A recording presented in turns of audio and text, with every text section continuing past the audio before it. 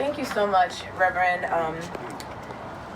Jenkins, for organizing this event, and for everyone. Thank you, everyone, for being here.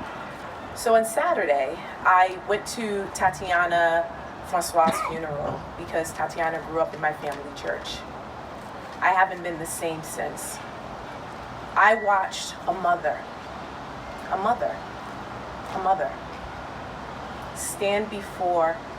sit before her daughter that just a week ago was laughing, in fact, was working at a wedding at the church, was serving. And that little girl, 19-year-old beautiful girl, was laying there in a casket. That girl was my son's age. She didn't even look like herself. That's what happens. That's the consequence of gun violence. Innocent people losing their lives. As a Black mother of two beautiful, smart Black children, just like Secretary Jones stated, I fear every day. I fear the violence that's within our communities. I fear my kid being stopped because of the color of his skin. I fear the systemic racism that exists within our communities. I live in a constant state of fear for my children's life. It is unfair. It is unfair. And then I started thinking a bit, as I've been reflecting this whole weekend, about my own personal life. I grew up on Dartmouth Avenue, and I remember almost every other Sunday, because the zoning was so bad in the city, we had a club/restaurant in our yard on Dartmouth Avenue. We used to wake up to blood stains on our doorstep from a fight, a shooting, a stabbing. And that's why my parents worked night and day. We didn't even see my parents.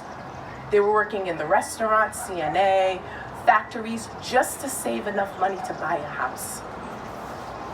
And yet, despite everything that people do, like Tatiana's mom, who I went to visit her apartment in Cranston, deep in Cranston, did everything that she can to provide her daughter with the life that she deserved, to keep her safe. And yet, all that girl did was be a teenager, sit in a car, and she got shot by a rifle in the head for no apparent reason at all. This has to stop. It has to stop. And you know what? Prayer is, I'm a Christian, so I'm always going to pray. But that ministry has to extend beyond the walls of our church and our communities. Because once those children leave our homes, once they leave our churches, once they leave our community centers, we don't see them. We are trusting that the universe, the people in our society, is going to respect their life, their humanity, and not take it away. But as we see, that doesn't always happen. So what I do hope that we start doing is taking this seriously. Not only establishing resources, and I've been talking to the mayor, and we're gonna work on launching some initiatives, but every person plays a role. We need grassroots, community-based mentorship programs and opportunities so that young people have a choice. When you don't have a choice, because I grew up with kids who are in jail or who are dead. I'm sure many of you have heard of the book, The Other Westmore. Two people, same name, different lives. Many of us in the communities of color understand that. You can grow up with someone, go to the same school, go to the same church. 20 years later, that person might not be standing next to you. Because of what? Because of the system. Because they probably didn't have the mentor that they needed. Or someone told them that they would never amount to anything in their lives, and they believed that. I was lucky.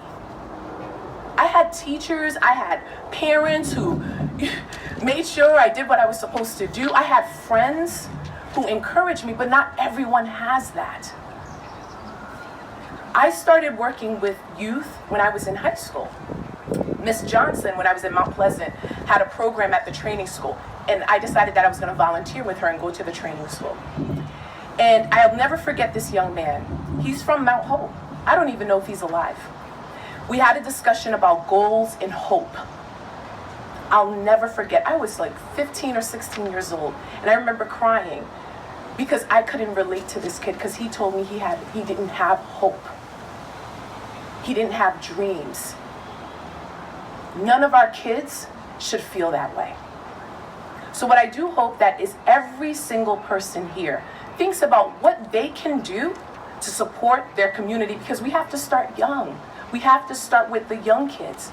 We have to make sure they feel love. We have to provide job opportunities, after school programs, a quality education. We've been politicizing education for too long, and it's hurting our communities. That was my way out.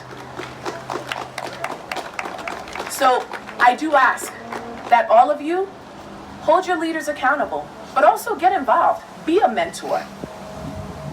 Be a mentor. If you see a kid, ask them what's going on with their lives. Show love. But more importantly, it's going to take all of us to change this system and also to stop the gun violence. Because guess what? If we're not working at the root, the cause root of the issue, nothing will change. Thank you so much, everyone.